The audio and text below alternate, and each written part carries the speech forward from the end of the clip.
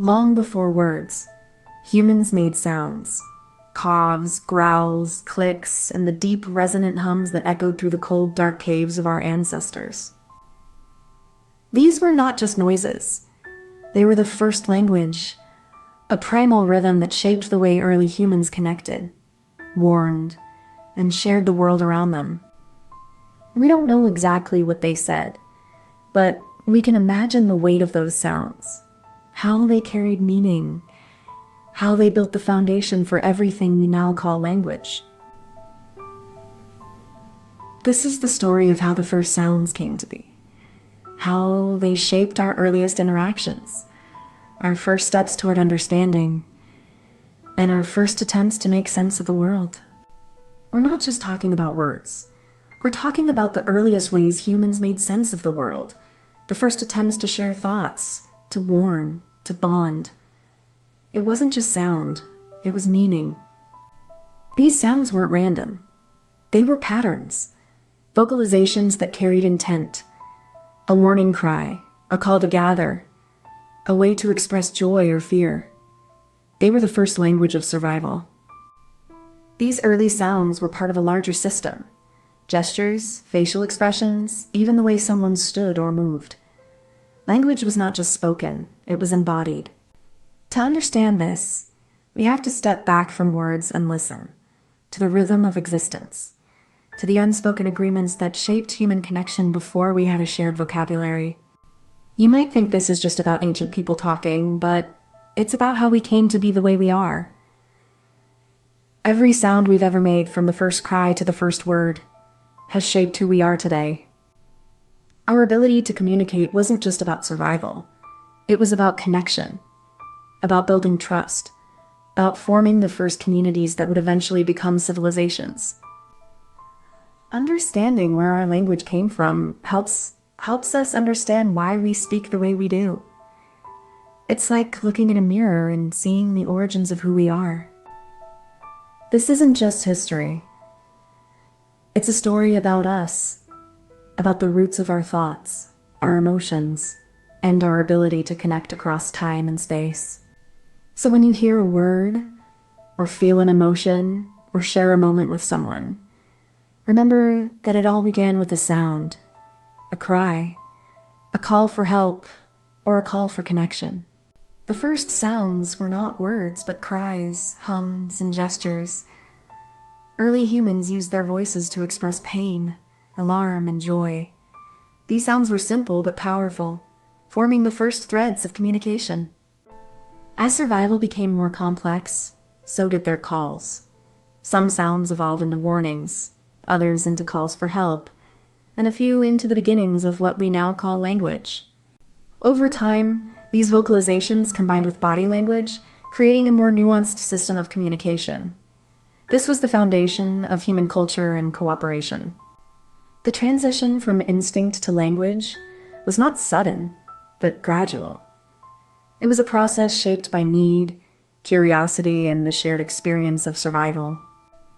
Each sound, each gesture, was a step toward understanding, toward unity, and toward the great human story that began in the dark and ended in the light.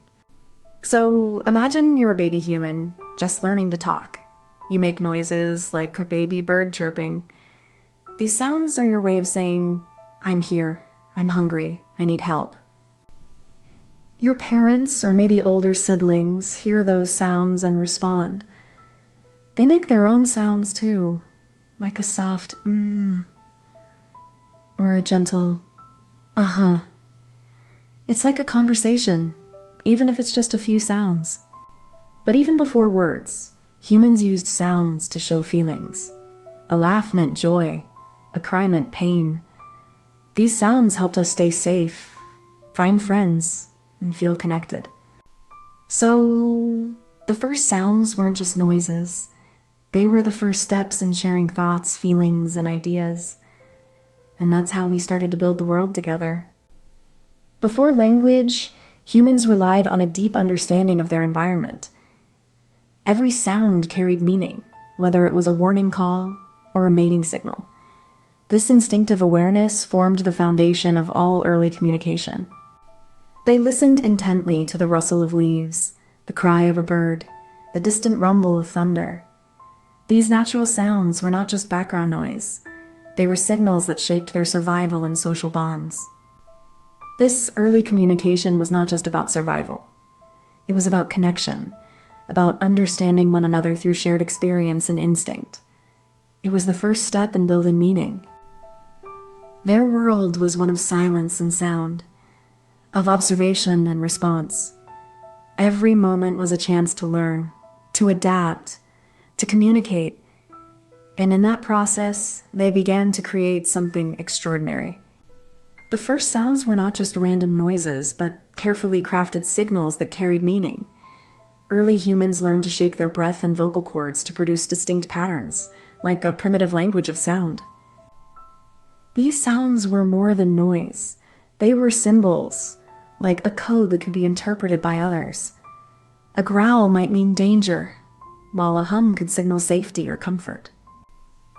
Over time, these vocal patterns evolved, not just in complexity, but in their ability to carry nuance.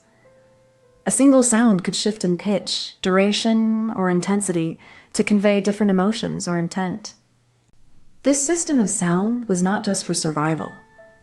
It was the first step toward culture, the first echo of the human mind's ability to create, share, and understand meaning through voice.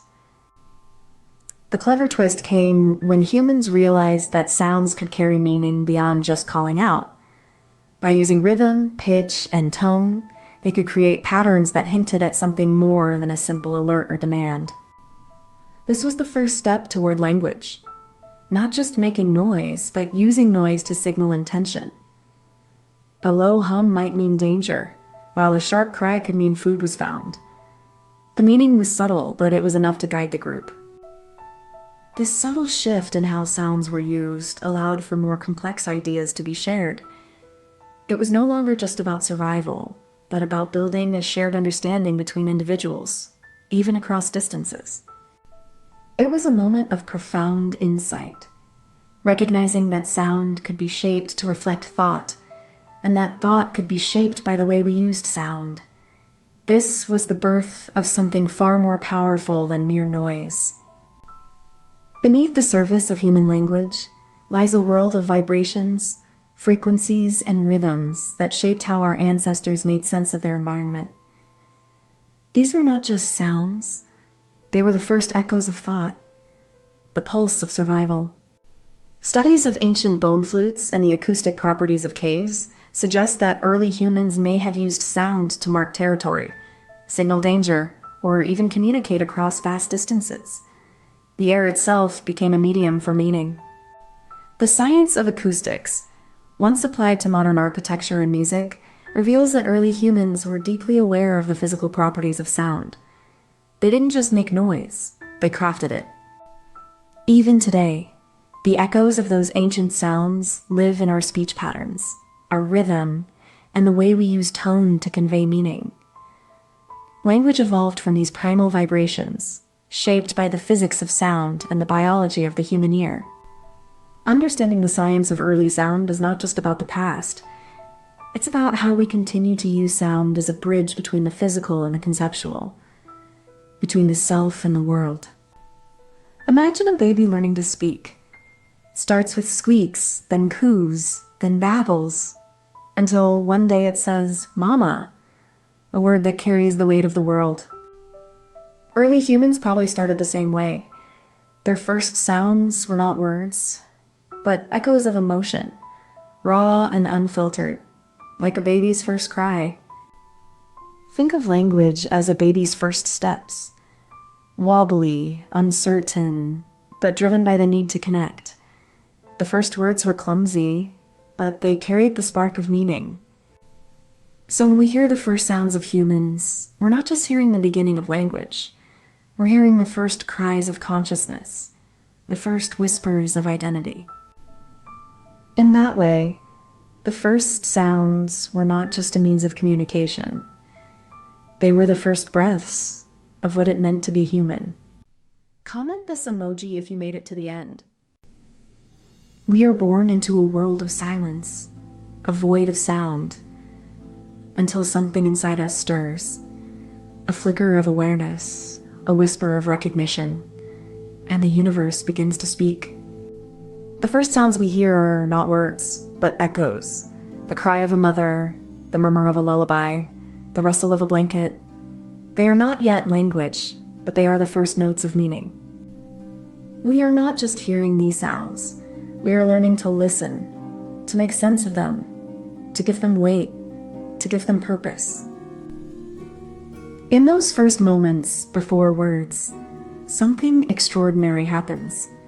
The birth of meaning, the first spark of understanding, the quiet miracle of sound becoming language. We are talking about the moment when sound stopped being just a vibration in the air and became something that carried meaning, something that could be shared across time and space. It was not a single sound, but a collection of them. The hum of a flame, the clatter of stones, the cry of a child, all of which were once just physical events in the world. They began to shape the sounds into symbols, into words, not just to describe the world, but to connect with others, to remember, to create. This was not just the birth of language, but the birth of thought itself. The moment when human beings became capable of sharing not just what they saw, but what they felt and what they imagined. And so, from the first sound that carried a name, came the first word. And with it, the first step toward understanding what it means to be human.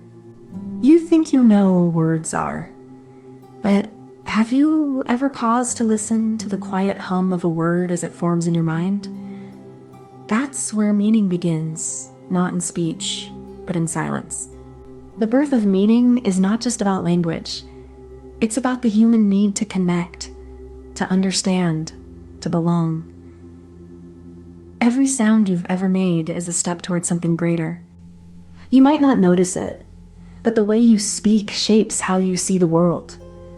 Words are not just tools. They are the scaffolding of your thoughts. To care about the birth of meaning is to care about how you understand yourself.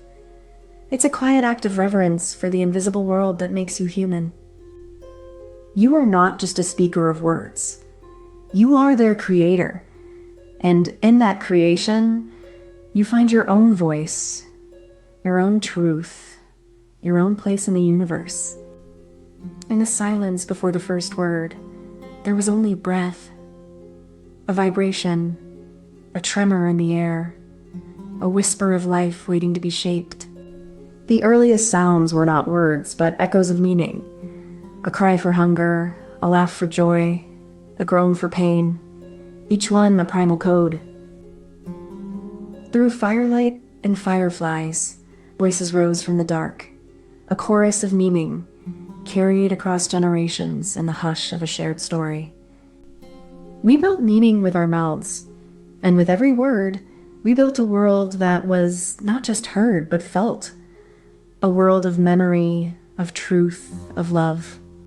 From breath to meaning, from sound to word, we have always been storytellers, shaping the dark with our voices, lighting the path for those who come after.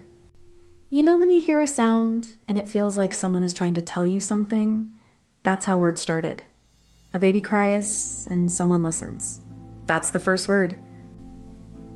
A sound is just a noise, but when it's heard by someone who cares, it becomes a message. It's like the wind whispering your name. When we give a sound a name, we give it a place in the world. It's not just noise anymore. It's a part of us. Words are like seeds. They start small, but with care, they grow into something that can change the world. So when you speak, you're not just making noise. You're building a world of meaning, one word at a time. Before words were formed, there was only breath, soft, unsteady, like the first sigh of a newborn into the world. It was a moment of pure presence, untouched by time, unshaped by language. This breath was not empty. It carried something ancient, something raw, a vibration that stirred the air, a whisper that might one day become a name. The breath became a sound, not a word, but a tone, deep, uncertain, and full of promise. It was the first step in the long journey from sound to meaning. And so, in the silence before language, there was a sound that would one day carry the weight of names, the echo of memory, and the song of being. The mind, once stirred by a sound, begins to shape it. It molds the echo like clay, bending it into form, into meaning. The first words are not just heard, they are felt, carried in the marrow of the soul. This shaping is not random. It follows patterns, rhythms, the pulse of the body and the breath. The sound becomes a vessel, a bridge between silence and speech, between the self and the world. The mind does not just repeat the sound, it transforms it. It adds layers, textures, inflections. It makes the sound live, breathe, pulse with the weight of what it means. In this transformation, the sound becomes something more than itself. It becomes a symbol, a spark, a key. It opens the door to the world, to memory, to connection. And so the sound is born again, not as it was, but as it is now.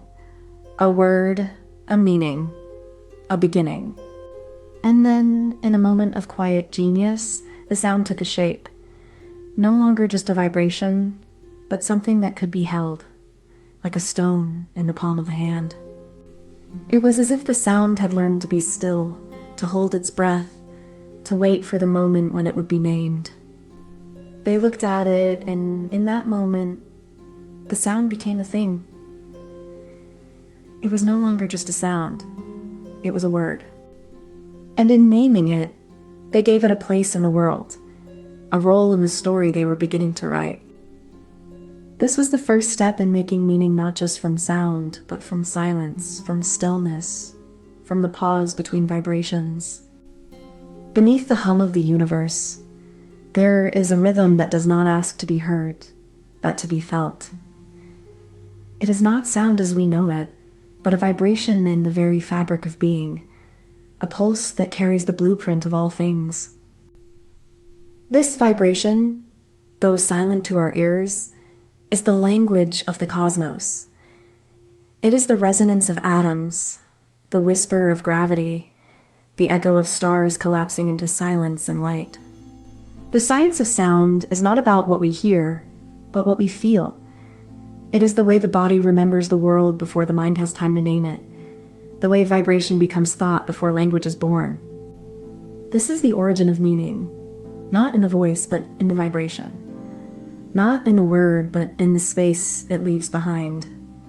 It is the hum that begins everything and ends in the silence between.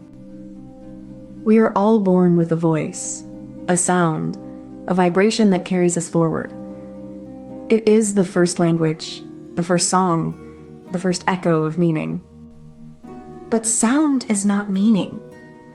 It is the raw material, the whisper before the word, the breath before the thought. We give sound shape, we give it weight, we give it a story. The first word is not a sound, but a choice to name the world. And in that act of naming, we build something fragile, something sacred, a bridge between what is and what we believe. So let us be humble, let us be grateful, for we are not creating meaning. We are discovering it in the space between sound and word. Comment this emoji if you made it to the end. Have you ever wondered how a baby's first words are shaped by something as simple as a melody? Music isn't just sound. It's rhythm, pattern, and emotion woven into the earliest moments of human connection. This is not just learning to speak. It's learning to feel, to trust, to be understood through sound. Music is the first language, and every note is a step toward understanding what it means to be human. So, what exactly are we talking about? It's not just about learning words, it's about learning how words work. Music helps babies and toddlers grasp the rhythm, melody, and patterns that underlie human language. Music is like a playground for the brain. It offers structure and repetition, which are essential for language acquisition. The beats and tunes help create neural pathways that support communication. It's not just the words that matter, but the way they're delivered. Music introduces emotional tone and variation, which teaches children how to interpret and express meaning through sound. Even before children can speak, they're absorbing the world through music. It's a kind of universal language that helps them understand the cadence of speech, the flow of conversations, and the emotional weight behind it all. So when we talk about music and language development, we're really talking about the foundation of human connection. Music gives children the tools to navigate the world of words and to express themselves in return. You think your child's first words are the most important milestone? Think again. The words they hear before they speak shape their brain like a blueprint. Music, with its rhythm and repetition, is the silent architect of early language. Every lullaby, every sing-song game is a lesson in structure. Babies learn to anticipate rhythm, to feel the pulse of language before they understand its meaning. Music isn't just sound. It's a map of how words connect. When we sing, we're not just making noise. We're building a bridge between what they can't say and what they will one day. Music gives them a foothold in the world of language, a way to feel connected before they can speak. This isn't just about learning words. It's about learning how to learn. Music teaches babies to listen, to anticipate, to feel the flow of communication. It's the first step in understanding how to build meaning from sound. So when you sing to your child, you're not just giving them a lullaby. You're giving them a foundation. You're shaping their ability to connect, to communicate, to make sense of the world through the language of music. From the moment we are born, sound is our first language. Before words, rhythm and melody guide our earliest steps toward communication. Music, in its purest form, is the blueprint of human speech. In ancient times, before written language, music carried stories, rituals, and knowledge. It was a vessel for memory, passed from one generation to the next through song and sound. As civilizations grew, music became more structured.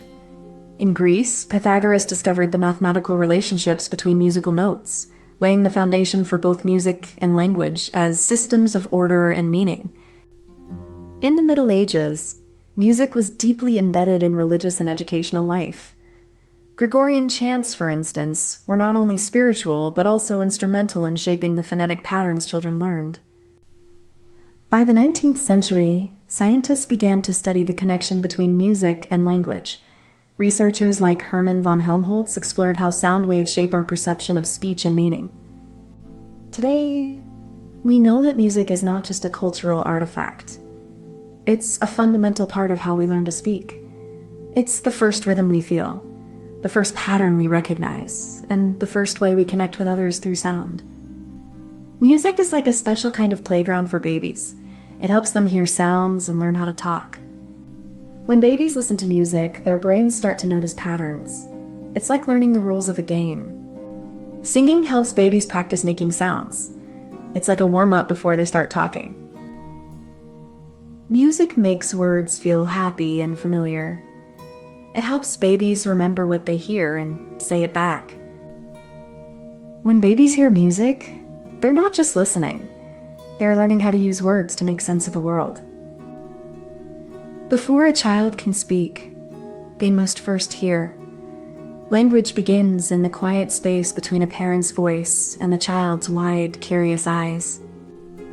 The setup is simple: a caregiver, a child, and the rhythm of speech. It's not about words, but about the music of language itself. The melody of a lullaby, the cadence of a story. This is where music becomes a bridge. It connects the emotional and the intellectual, the sensory and the symbolic. It is the first language before words. The setup is not about perfection. It is about presence, about the caregiver's voice becoming the child's first soundtrack, shaping their understanding of the world through sound. When infants hear speech, their brains begin to detect patterns in the rhythm and melody of sounds. These patterns are like a kind of musical score, shaping how they start to understand the flow of language. The brain then starts to synchronize with these patterns, mirroring the tempo and intonation of speech. This is how the foundation of language begins to form, guided by the structure of sound.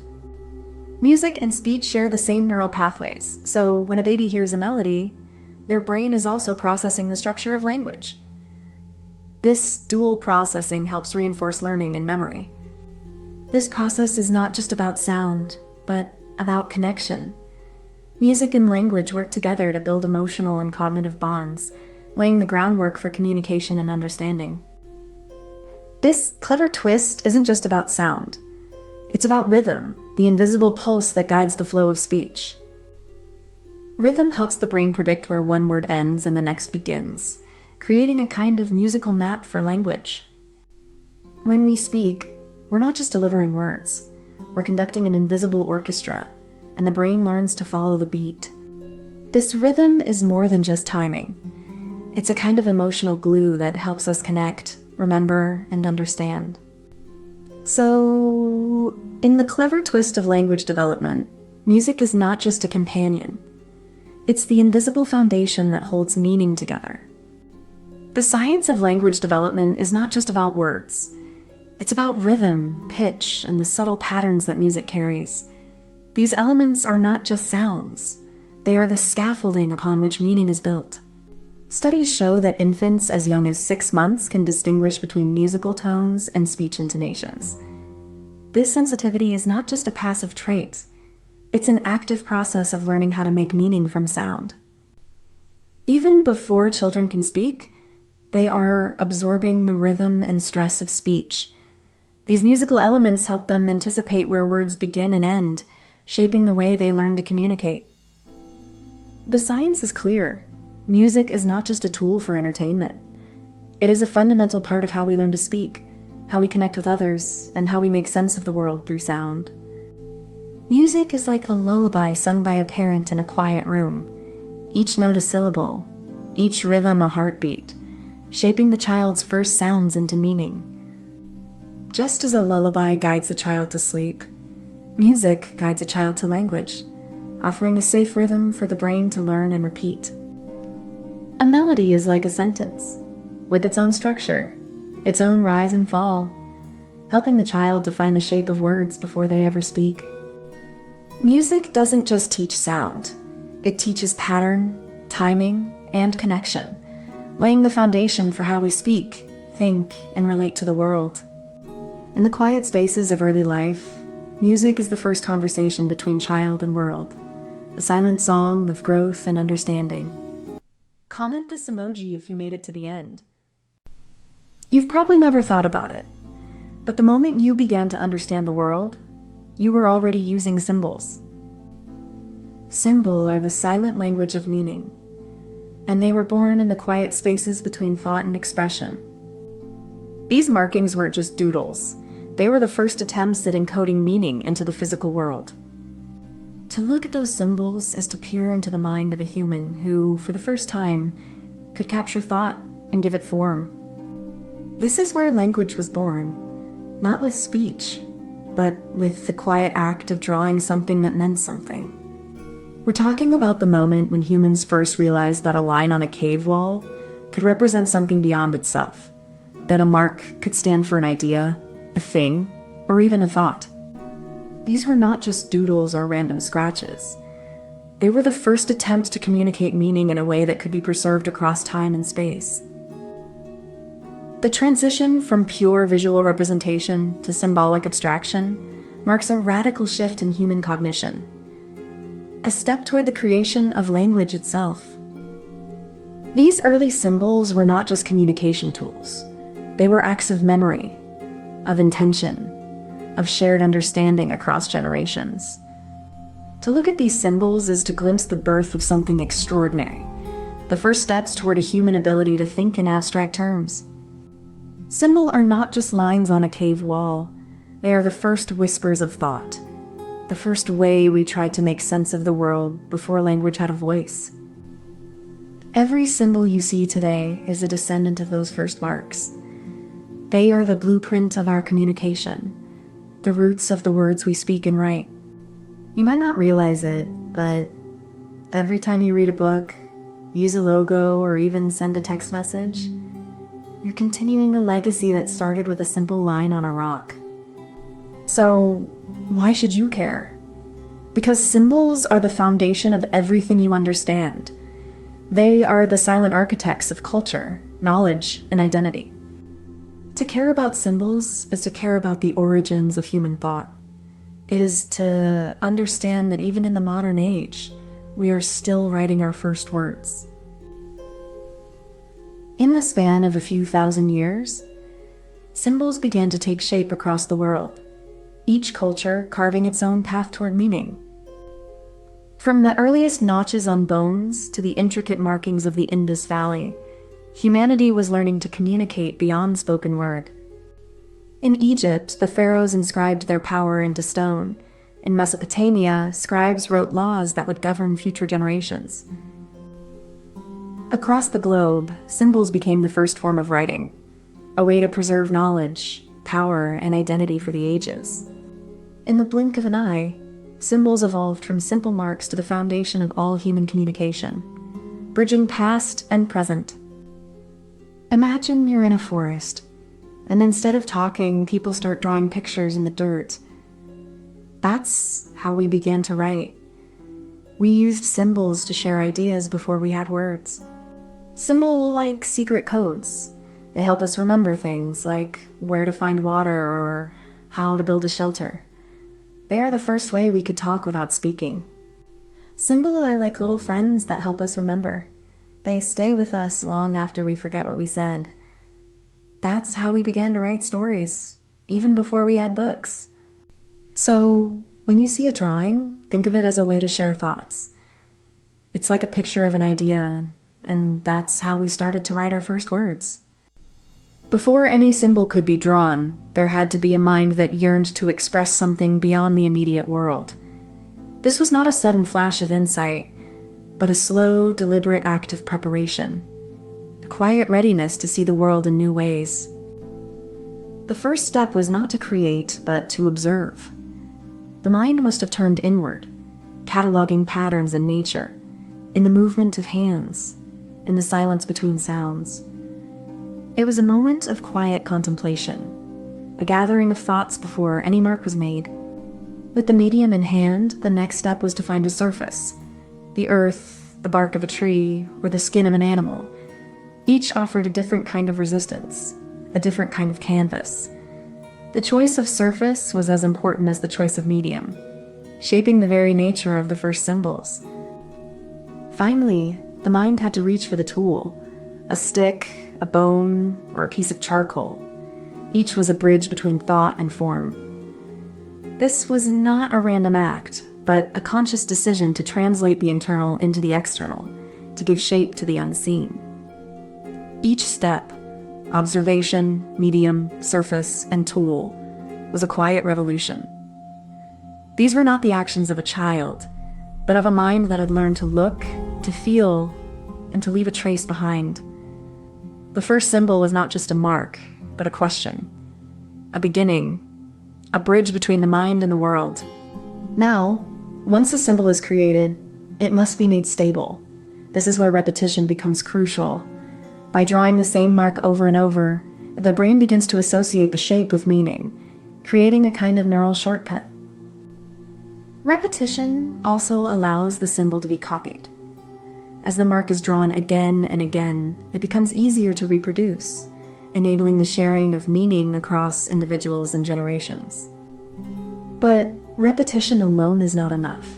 The symbol must be embedded within a system, like a language. This system gives it context, allowing it to evolve and adapt as it is used in different situations. Through this process, the symbol becomes more than a mark. It becomes a vessel for thought, a bridge between the mind and the world, and the first step toward the creation of language itself. The clever twist comes when the symbols begin to represent more than just objects. They start to carry meaning beyond their physical form. This is where the power of abstraction begins to unfold, allowing symbols to stand for ideas, emotions, and even relationships. This shift from direct representation to symbolic abstraction is what makes these early marks so remarkable. They are no longer just marks on a surface, but carriers of thought, of intent, of the mind reaching beyond the tangible. It's in this moment, this quiet, deliberate act of creation, that the human mind begins to shape the world through symbols. It's not just about recording the world, but about interpreting it, redefining it, and giving it new meaning. This clever twist marks the beginning of language itself, not as we know it today, but as a form of communication that bridges the gap between thought and expression, between what is seen and what is felt.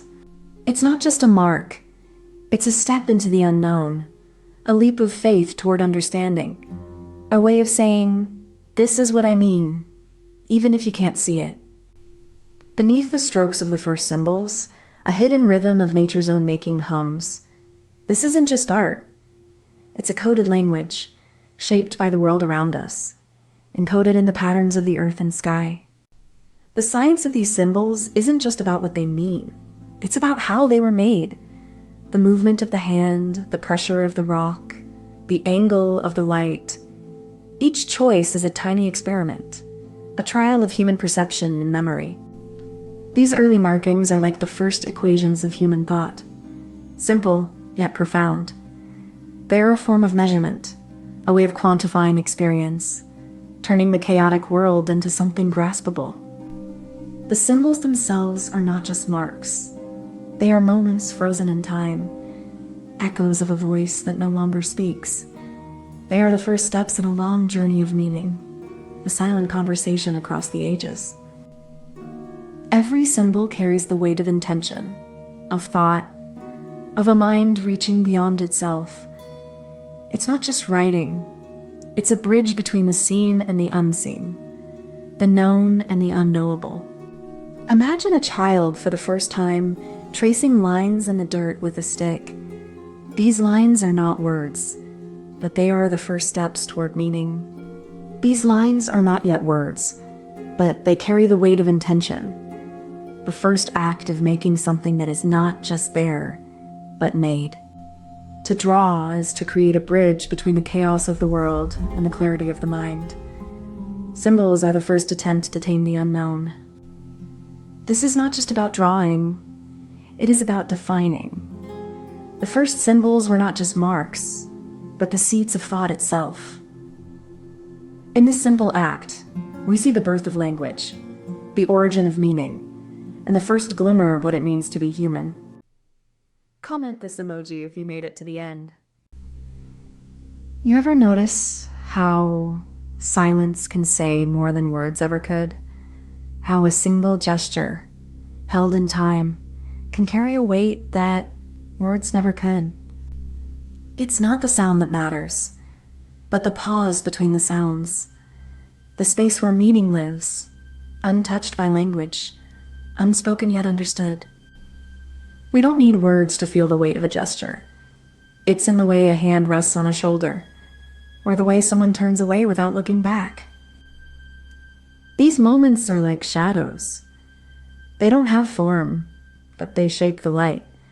And sometimes that's all we need to understand what's being said. In this silence, there is power, not in words, but in the weight of what is left unsaid. That's where the story begins, not with a word, but with a gesture. So what exactly are we talking about? It's not just about the act of moving your hands. It's about the silent language that predates speech, the unspoken connection that binds us before we even open our mouths. Gesture is the first form of expression, a bridge between the soul and the world. It's how we communicate before we know how to name things, before we even know how to name ourselves. These movements are not just physical. They carry weight, meaning, and memory. They are the quiet language of the heart before the mind begins to speak. Gesture is the first step in the dance of human connection.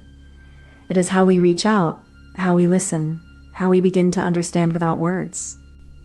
You think gestures are just fluff, a way to fill silence. But they're the first language of connection.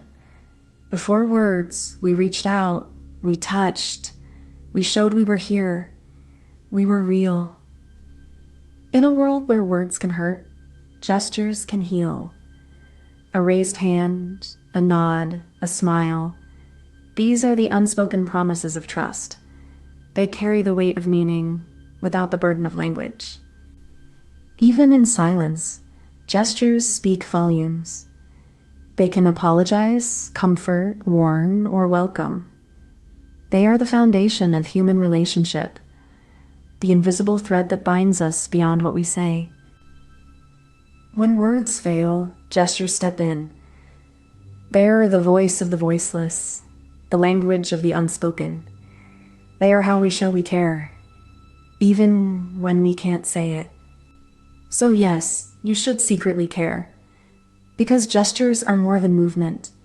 They are the first step toward understanding, the beginning of empathy, and the silent language that connects us all. The first gestures were not just movements, but the pulse of a world before language.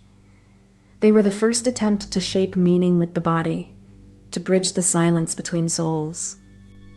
In the firelight of early campsites, hands raised to the sky, fingers splayed, were the first prayers, the first questions, the first ways of reaching beyond the self. As civilizations rose, gestures became the silent language of power, of peace, of warning. They were the bridge before words, the silent war cry before the battle. Even as words filled the air, gestures remained the unspoken truth, the pulse beneath the surface, the story that language could not yet tell. In every culture, every age, gestures have carried the weight of meaning. They are the silent echoes of our shared humanity, the language of the before and the beyond. You know when someone points at something and you know exactly what they mean, even if they don't say a word. It's like the world speaks in silence and you just listen. Before we had words, we had hands. Hands that reached, that held, that showed us how to love without saying a single thing. Even in silence, there is power. It's in the way we hold our heads, the way we tilt our eyes, the way we tilt our eyes, the way we shout and touch. Gesture is the first step in telling the world who we are. It's how we speak before we speak, how we feel before we say. In the end, the strongest words are the ones we don't say. They live in the space between our fingers, in the weight of our silence. Before a word is spoken, there is a moment. A pause. A breath held. The world stills, and the body begins to move. The setup is not just physical, but emotional. A weight in the air, a tension in the chest, a readiness to say something that is not yet clear. In this stillness, there is no rush, no need for haste. The body knows the language of waiting, and the mind is already forming the gesture before the word. This is the first step, not to speak, but to prepare for it. The gesture is the first echo of meaning, the first note in an unfinished song. In the quiet before words, there is a power not of sound, but of presence, a power that is felt, not said. The gesture is not a mere motion, but a resonance of the soul. It carries the weight of what words could not, and the silence that follows is not emptiness, but understanding. It is the first breath of meaning, before the tongue has spoken. A touch, a tilt of the head, a pause. Each movement is a bridge between the silent and the spoken. Even in the absence of language, the gesture holds a kind of truth. It is the echo of an unspoken feeling, the silent language of the heart, speaking louder than any voice. This is the mechanism of gesture. It is the first form of communication, a silent dialogue that precedes and outlives words, carrying meaning in its own quiet, weighty way. In the quiet spaces between words, gestures speak. They are the first to understand, the last to let go, and the only ones who truly listen. The clever twist lies in the moment the gesture stops being understood. It's not just the meaning, but the silence that follows.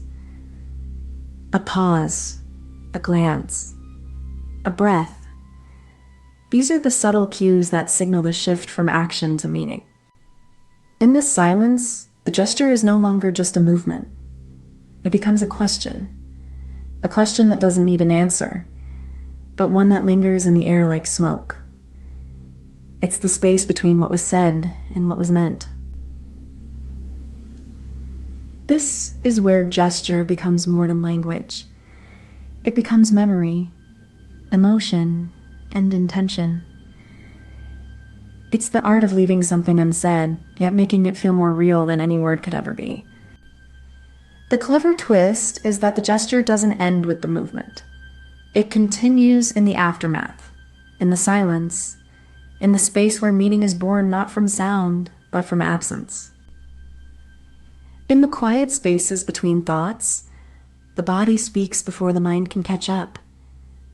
Our gestures are not just movements, they are echoes of the brain's earliest attempts to communicate. Neuroscience tells us that gestures are linked to the brain's motor and emotional centers long before words are formed. They are the first language of connection, even before language itself was born. This is not just science. It is the truth of how we exist, how we feel, how we reach for something beyond ourselves. It is the silent language of the soul, the pulse of meaning in the absence of words. The body remembers what the mind forgets. It carries the weight of meaning, the shape of history, the rhythm of connection. It is the first and last language, the one that speaks without speaking, that touches without touching, that moves without moving. Imagine a world where silence speaks louder than any voice, where meaning is not found in sound, but in the weight of an outstretched hand. This is not just a metaphor. It is a mirror, a reflection of how we communicate before we speak, how we connect before we confess. Gesture is the first language. It is the unspoken truth that lingers when words fail, when they cannot bear the weight of what needs to be said. In this silence, there is power, not in the absence of words, but in the presence of meaning that transcends them. We do not need words to know what is true. We only need to look, and to feel, and to be seen. Comment this emoji if you made it to the end. You've probably never thought about it, but every time you write, you're continuing a 5,000-year-old revolution. It started with something surprisingly simple, just pictures. These weren't just doodles. They were the first attempts to capture thoughts, record stories, and share ideas across time and space. Imagine how powerful that must have felt. It was a shift from seeing the world as a collection of images to understanding it as a series of sounds. That's how writing began to take shape. And from there, it was just the beginning. The journey from pictographs to alphabets was not just about symbols. It was about human connection, communication, and the power of language itself. So what exactly are we talking about? We're diving into the story of how humans moved from drawing pictures to creating symbols that could represent sounds, and eventually, the letters we use today. These early symbols, like pictographs, were powerful but limited. Each image had to be understood exactly as it was drawn, without the flexibility of sound or language. This was the birth of something revolutionary. Symbols that could be rearranged and combined to form words, giving us the power to express ideas with more nuance and precision. And as these symbols evolved, they became the building blocks of the alphabets we know today, tools that have shaped history, culture, and the way we think. You might not think about it, but writing shapes the way you think. Every time you read, you're engaging with a system that was once a radical idea. The ability to write means you can capture thoughts, share ideas, and preserve history, something that was unimaginable just a few thousand years ago. Every time you write or read, you're continuing the legacy that started with a single stroke on a stone, a dot on a wall, or a line in the sand. You're part of a story that began with the first human attempt to make sense of the world. And that's something worth caring about, even if you never write a word yourself. We're hurtling through history now, from the earliest scratches on stone to the first scripts that shaped civilization. Writing didn't just emerge, it evolved like a living thing, adapting to the needs of people and places. In Mesopotamia, clay tablets became the first true records. Cuneiform, those wedge-shaped symbols, were more than just writing. They were a way to remember, to trade, to tell stories that would outlive the people who made them. From the Phoenician coast, the alphabet sailed into Greece, then Rome, and then the world. It became the foundation of Latin, Greek, and eventually the scripts we use today, connecting us across time and space. This is the power of writing, not just to record, but to connect. From cave walls to smartphones, the story of writing is a story of human ingenuity and the enduring need to share our thoughts with the world. So, imagine you're drawing pictures to tell a story. That's what people did way back when. But as stories got longer, drawing every detail was too slow. Then, someone had a great idea. Use just a few shapes to stand for whole words. That's how writing started, like a secret code only the smartest could read. Over time, these symbols got simpler, and people started using sounds instead of pictures to share their stories. That's when writing became something everyone could use. So, writing started as a way to share stories, but it grew into a tool that changed the world, and that's how we got to where we are today. Before we can write, we need a surface. It could be a clay tablet, a piece of bark, or even a cave wall. The choice of material is as important as the symbols we draw, shaping how we think and record our thoughts. The act of writing begins with a tool: stone, bone, or a reed. These simple implements allowed early humans to etch their thoughts into the world, creating a bridge between their minds and the material they touched. Once the surface is ready, the writer must decide on the orientation.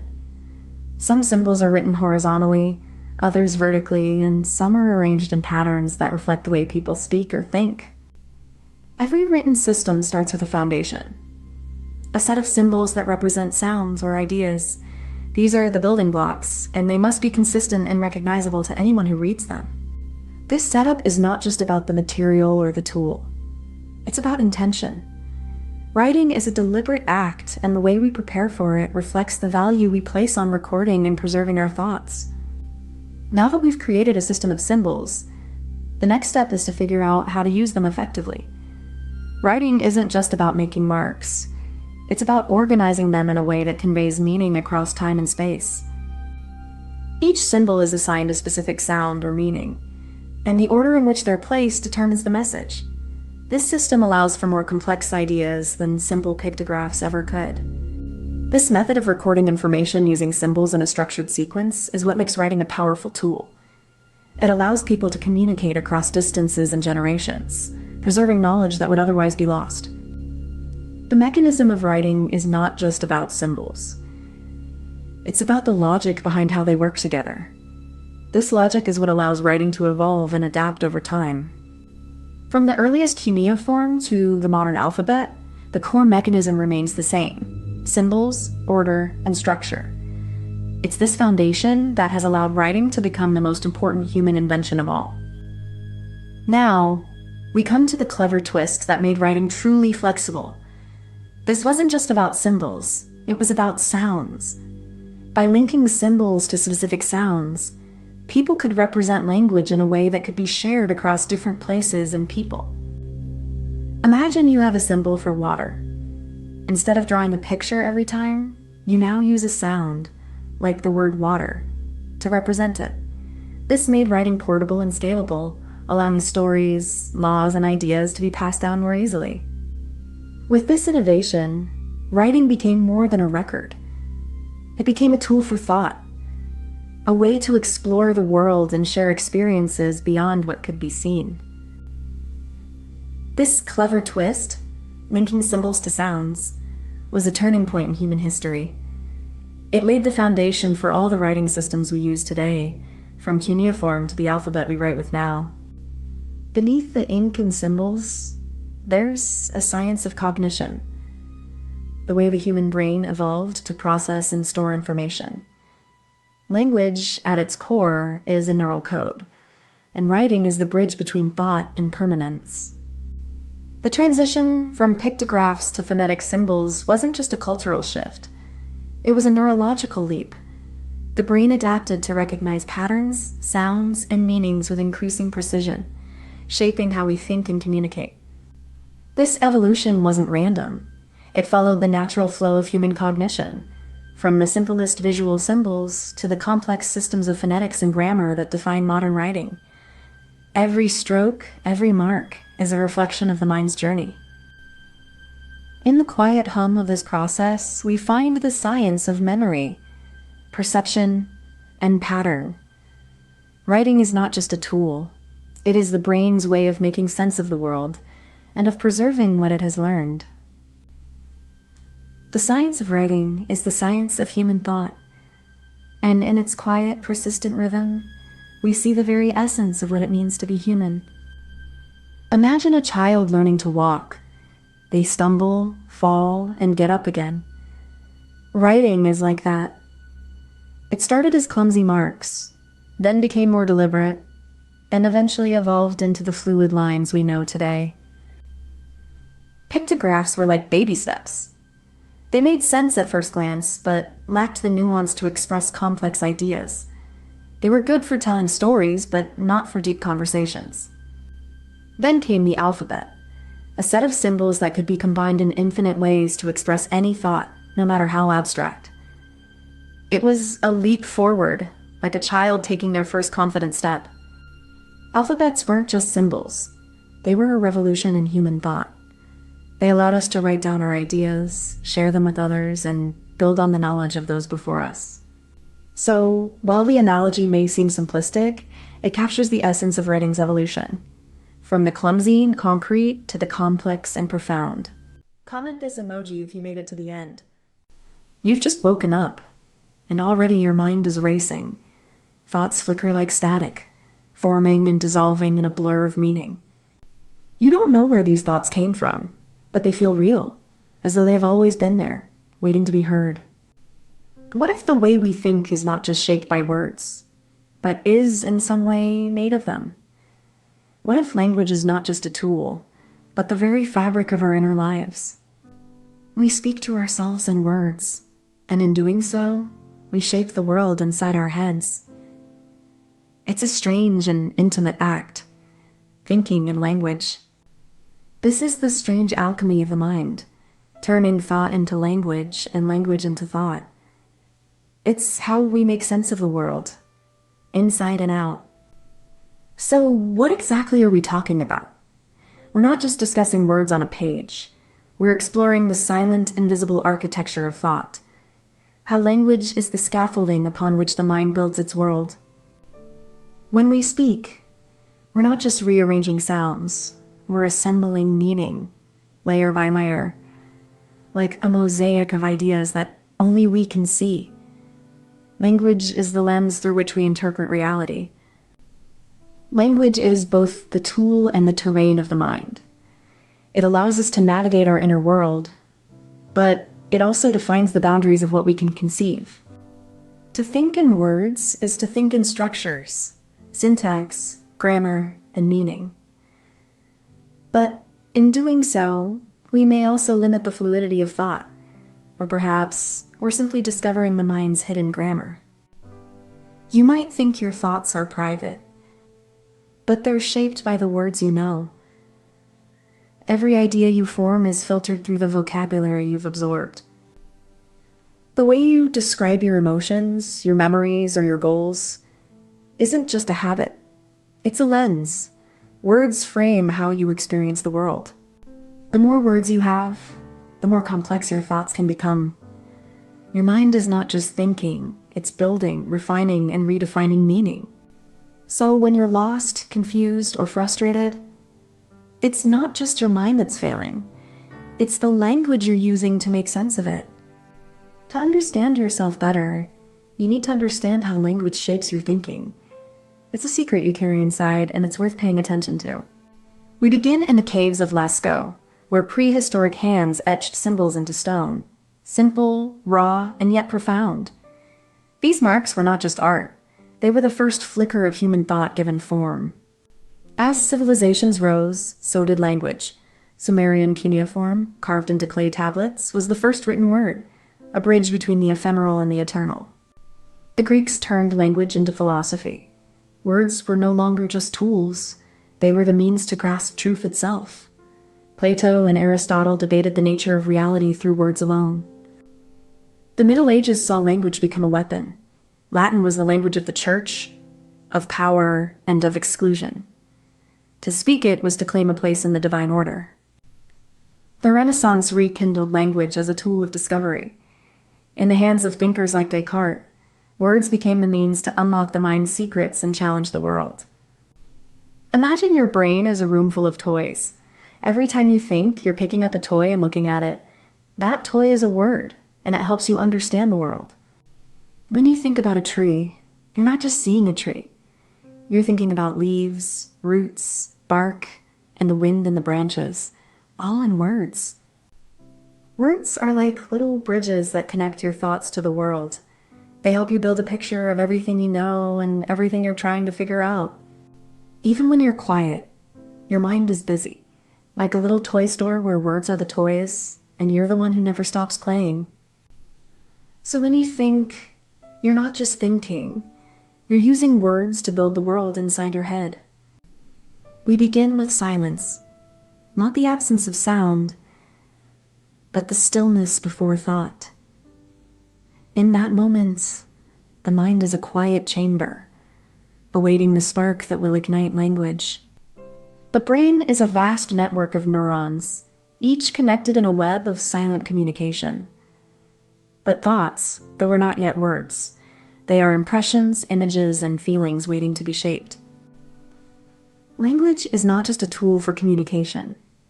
It is the scaffolding of thought itself. We think in images, but language allows us to bring those images into focus, to make them precise and shareable. Before a word is spoken, there is a silent process of selection and structuring. The mind chooses the right word, the right tone, the right context, all in an instant.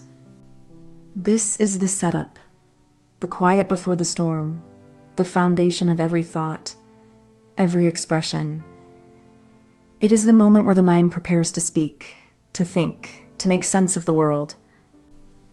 Once the words are formed, they must be sent to the mind's interpreter.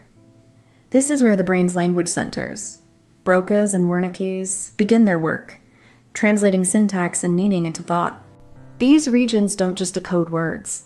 They reassemble them into meaning, weaving together concepts, memories, and emotions into a coherent mental image. It's not just about the words themselves, but how they connect to our internal world. A single word can spark a chain of associations, memories, and even emotional responses. This is where the mind's power lies, not just in vocabulary, but in the ability to link words to meaning, and meaning to feeling, creating a bridge between language and thought. So, when we speak, we are not just using words. We are using language as a tool to shape, organize, and communicate the world inside our minds. Now, here's the clever twist. Our minds don't just use words to describe thoughts. They use them to shape them. Every time we think in words, we're not merely recalling meaning, but constructing it. This is not passive. It's active. The act of thinking in words is like building a house with words as the bricks. Each word you choose isn't just a label. It's a foundation stone. This process is subtle, yet profound. It's why our thoughts often change the moment we try to articulate them. We don't just say what we think what we say. In this way, language isn't just a tool for communication. It's a sculptor of thought. The words we use don't just reflect our mind, they mold it. So, the final step in how we think in words is this. We don't just think in words. We think through words. And in doing so, we shape the very reality of our minds. Beneath the surface of language, there is a silent, intricate system of neural circuits firing in rhythmic pulses, translating thought into word, and word into meaning. Each time we speak, we are not just using words. We are reactivating ancient, hardwired patterns of memory, emotion, and experience. The mind's language is not just about syntax or vocabulary. It is about the architecture of meaning, the way we map reality onto symbols. We think in words, but words are not the mind. They are the scaffolding on which the mind builds its fragile, ephemeral truths. To understand how we think is to peer into the dark machinery of consciousness, where meaning is born, and where language becomes a bridge between thought and the world. Imagine a river, its current flowing with words, each one a stone tumbling downstream. These stones are not just carried, they shape the riverbed, carving paths that future thoughts will follow. The mind, then, is not a blank slate, but a riverbed, formed by the weight of language, the pressure of meaning, and the erosion of habit. Words are the sediment, settling into the crevices of thought. When we speak, we are not just using words. We are shaping the landscape of our own mind. Each sentence is a ripple, each silence a stillness that holds the shape of what has been said. And so, language is not just a tool. It is the very architecture of thought. The mind, in its quiet, persistent flow, is built by the words we choose to say and the ones we choose not to. Comment this emoji if you made it to the end. Have you ever wondered how a single word, like water, could be spoken in 1,000 different ways across the world? The way we talk is more than just communication. It's a map of our shared history. Languages don't just travel. They evolve, merge, and sometimes vanish, leaving behind only echoes of what once was. Every word carries the weight of centuries of human movement and connection. From the Silk Road to the Atlantic slave trade, human movement has shaped the way we speak. Language is a living record of our journeys, our struggles, and our stories. As we trace the spread of language, we're not just following words. We're tracing the paths of human resilience, migration, and the deep, unbreakable ties that bind us all. So what exactly are we talking about? Language isn't just words. It's the way people think, the way they connect, and the way they carry history forward. It's the sound of home, the rhythm of identity, and the bridge between generations. When we speak of the spread of language, we're looking at how these sounds, these meanings, have moved across mountains, seas, and deserts over centuries. It's not just about where words come from, but how they travel and transform. Some languages have been carried by conquest, others by trade, and still others by migration. Each path leaves a mark, shaping new dialects and blending old ones into something new and unexpected. This movement isn't just about words. It's about culture, belief, and survival. Language is more than communication. It's the vessel through which humanity shares its deepest truths. And so, we begin to understand. The spread of language is not just the movement of words.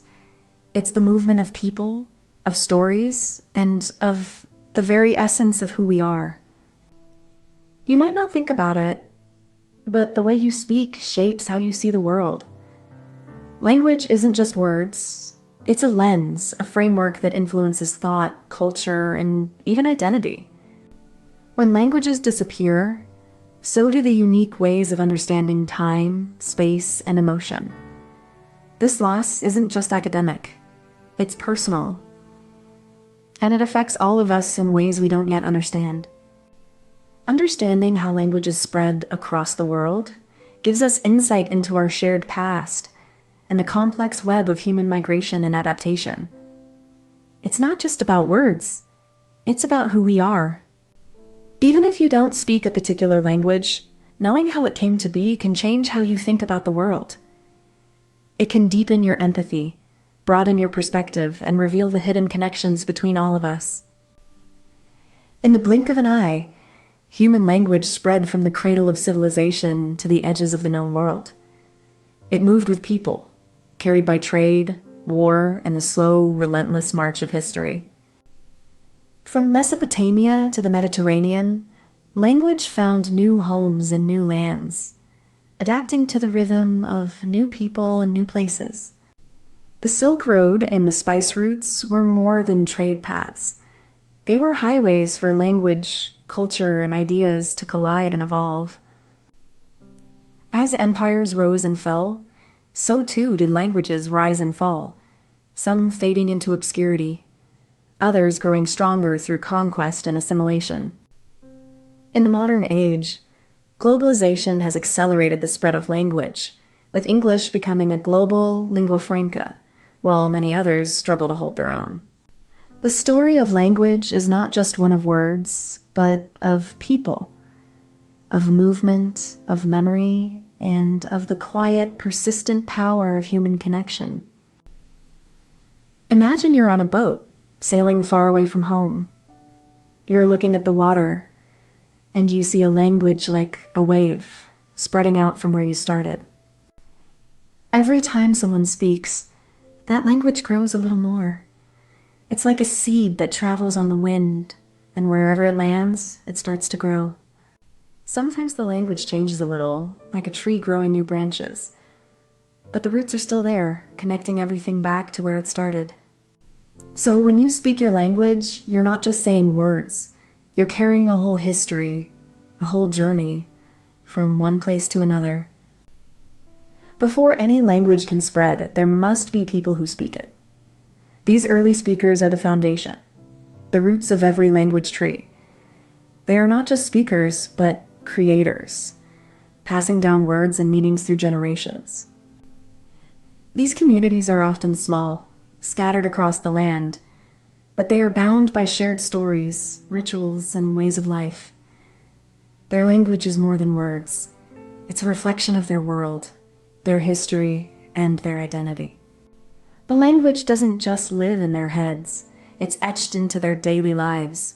It's in the songs they sing, the tools they make, and the places they name. It's a living, breathing part of their existence. But for language to spread, it needs more than just speakers. It needs movement. People who travel, trade, or are forced to relocate. These journeys set the stage for language to leave its home and start its journey across the world. And so, the first step in the spread of language is not about words, but about people, their lives, their connections, and the paths they take. From these small beginnings, the language will carry itself far beyond its origins. Once the language is established, it begins to spread through migration, trade, or conquest. People carry their words with them, like seeds in the wind, planting new roots in foreign soil.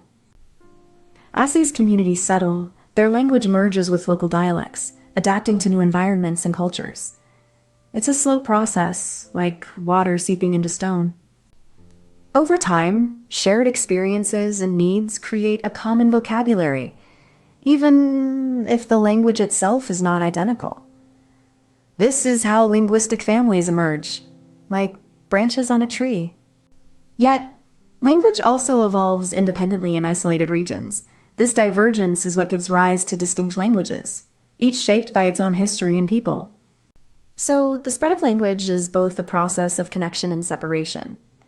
It's a story of movement, adaptation, and the enduring power of human communication. The clever twist comes when languages meet new environments. As people move, they adapt their language to fit the world around them, creating new words, changing grammar, and even reshaping how they think. This adaptation isn't just about survival. It's also about identity. A language becomes a reflection of a people's history, values, and worldview, even as it evolves with the times. In some cases, this adaptation leads to the birth of entirely new languages. When groups isolate themselves or face extreme pressure, language can split into distinct forms, each carrying its own unique heritage. But this process is not without cost. As languages merge or change, some words are lost, and some meanings shift. The act of adapting is both a gift and a burden, shaping the way people see the world and each other. This clever twist, language adapting to environment, identity, and necessity, is what allows it to spread so far, so fast. It's not just about movement, but about transformation. Language isn't just words, it's a living system shaped by movement, memory, and mutation. Like DNA, it carries the story of human migration, encoded in phonetics and syntax. Every time a group of people moves, they carry their language with them. But it also changes. Words shift, grammar evolves, and new sounds emerge from the soil of a new home. The science of language spread is about tracing these invisible threads, phonetic shifts, vocabulary borrowings, and the silence between words that tells us where we came from. We can look at the echoes of these migrations in the words we speak today. A single word can carry the weight of 1,000 miles, and the story of how it got there is a story of human resilience. The spread of language is more than communication. It's a map of human connection, a record of how we've shaped and been shaped by the world we move through. Imagine a river, wide and slow, carving its way through a vast, flat landscape. It starts as a trickle, but over time, it gathers more water, more speed, and more direction. This is how language spreads across the world. The river's flow is not uniform. It branches, sometimes merges, and sometimes dries up in places.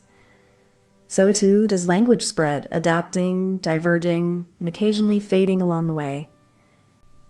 At the start, the river is pure, a single source. But as it travels, it meets other streams, bringing with it new elements, new life, new voices. These are the migrations, the exchanges, and the blending of languages. Even as the river grows, it doesn't lose its essence. It carries the memory of where it came from, even as it carves out new paths. Language is the same. It retains its roots while evolving into something new. This is not a perfect analogy, but it's a useful one. It helps us see how language moves, how it adapts, and how it connects people across vast distances and long periods of time. Comment this emoji if you made it to the end. You've probably never noticed how language works, but every time you speak, you're performing a miracle of meaning-making. It's not just words, it's structure, rhythm, and intention. Language is ancient, yet it's the most modern thing we do. It's the foundation of communication, the invisible architecture behind every sentence we ever speak. But how did this happen? How did we go from primitive sounds to structured sentences? That's the story we're about to uncover. This isn't just history. It's the origin of how we think, how we express, and how we understand the world around us. So let's begin with the first question. How did language, this strange structured thing, come to be? So what exactly are we talking about? Grammar isn't just rules or rigid structures. It's the invisible scaffolding that lets us build meaning from sound. It's how we turn a simple hello into a full conversation. When we speak, we don't just emit sounds. We're constructing a framework of meaning. Grammar is the silent partner in that dance, guiding how words fit together to create clarity and intent. We use it without thinking, yet it's one of the most powerful tools humans have ever created. It's how we share ideas, preserve knowledge, and connect across time and distance. So when we talk about grammar, we're not just talking about punctuation or syntax. We're talking about the very foundation of human communication itself. You might think grammar is just a set of rules you learned in school, but it's the invisible scaffolding that lets you build entire worlds with words. Every time you speak, you're using grammar to hold meaning in place, to prevent chaos and ensure clarity, even in the most complex conversations.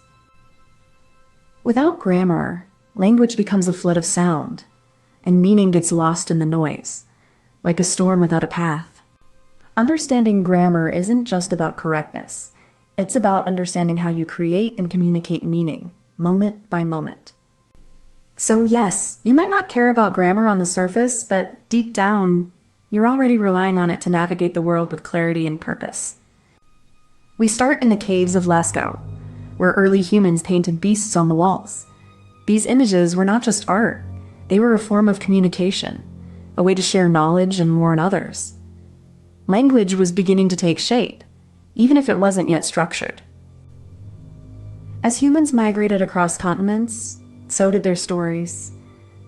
Oral traditions became the first grammatical systems, with repetition, rhythm, and intonation shaping meaning. Grammar wasn't written. It was sung, told, and passed down through generations. The Greeks and Romans formalized grammar as a science. They dissected speech, categorized parts of speech, and created rules. Their work laid the foundation for how we understand syntax, tense, and agreement today. Fast forward to the 19th and 20th centuries, when linguists like Saussure and Chomsky transformed grammar into a theoretical field. They asked not just how language works, but why it does, and what it reveals about human cognition. Today, grammar is a bridge between the spoken and the written, between the past and the future. It is a tool that shapes how we think, how we connect, and how we preserve meaning in an ever-changing world. Grammar isn't just rules. It's how we make sense of the world. When we speak, we're not just making noise. We're building a picture of what we see, feel, and think. Without grammar, words would be like scattered puzzle pieces. We need structure to put them together and see the whole picture. When we play, we use grammar to share joy, to ask for help, to tell stories, sometimes without even realizing we're doing it. Grammar helps us turn moments like this into words, so we can hold on to them, even when the sun goes down. So grammar isn't just about making sentences. It's about making meaning, and that's how we learn to understand the world one word at a time. And when we learn to use grammar, we learn to speak with care, with purpose, and with a little bit of magic in every word. Before any words are spoken, there is a moment of preparation. The mind gathers meaning, the breath is controlled, and the body readies itself for expression. This is the quiet before the storm of speech. In that stillness, the speaker forms an internal structure, a mental blueprint of what will be said.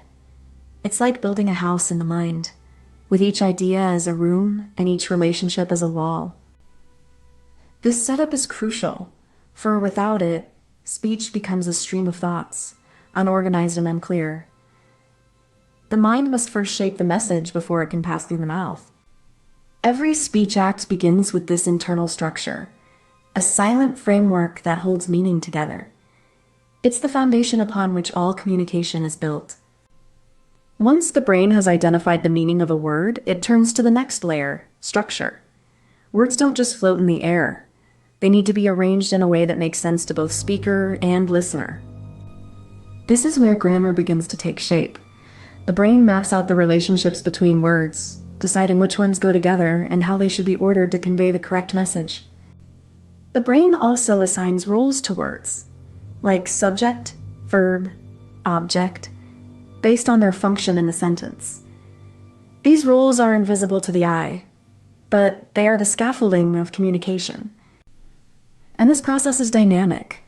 Grammar isn't static. It adjusts, evolves, and adapts as we speak, responding to context, emotion, and the needs of the conversation. Now, we reach the clever twist. How grammar doesn't just record meaning, but it shapes it. Words alone can be ambiguous, but structure adds clarity, giving speech its precision. Grammar is like the silent conversations between speaker and listener, where the structure of a sentence subtly guides the listener toward the right interpretation, even when words are vague. In this third step, grammar becomes a kind of scaffolding, supporting the weight of meaning without drawing attention to itself, so that the message can be felt rather than analyzed. And so, grammar is not just a tool for communication. It's a kind of art, one that allows us to say more with less, to say exactly what we mean, and to be understood in return. Beneath the surface of speech lies a hidden architecture, a science that governs how meaning is built and understood. It's not just words, but the patterns they follow that give language its power. This architecture is rooted in the structure of sound, the rhythm of speech, and the way our brains parse patterns. It's a system so precise that it allows for the transfer of complex ideas across cultures and generations. The science of grammar is not just about rules, but about how we predict, interpret, and respond to the structure of language. It's a process of inference, a silent dialogue between speaker and listener. Even in silence, grammar hums. It's the invisible force that turns sound into sense, and speech into thought. It's the engine behind every conversations, every story, every idea that ever passed from one mind to another. So imagine a kitchen, filled with ingredients, but no recipe. Every person is cooking their own way, and the result is a mess of flavors, some good, some not. Grammar is like that recipe, guiding the chaos into something we can all understand.